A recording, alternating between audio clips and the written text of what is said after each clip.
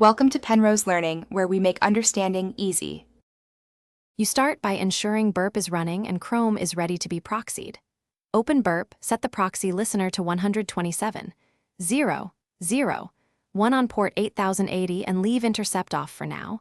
Then configure Chrome to use that proxy.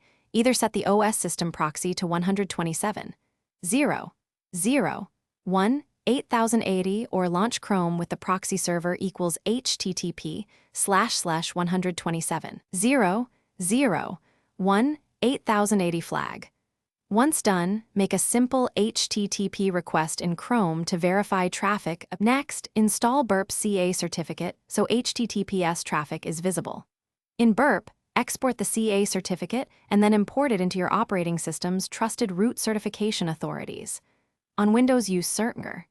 MSC, on Mac OS use Keychain Access, on Linux import into your browser profile or system store depending on distribution. Once trusted, TLS connections won't be blocked. Make sure to restart Chrome after importing so the new trust takes effect, and then browse to an HTTPS site to confirm Burp can decrypt and display requests. Finally, complete configuration and confirm everything works. Enable Burp Intercept if you need to modify requests and set proper scope rules so you don't clutter with irrelevant hosts. If Chrome still bypasses the proxy, disable conflicting extensions or launch with a clean profile.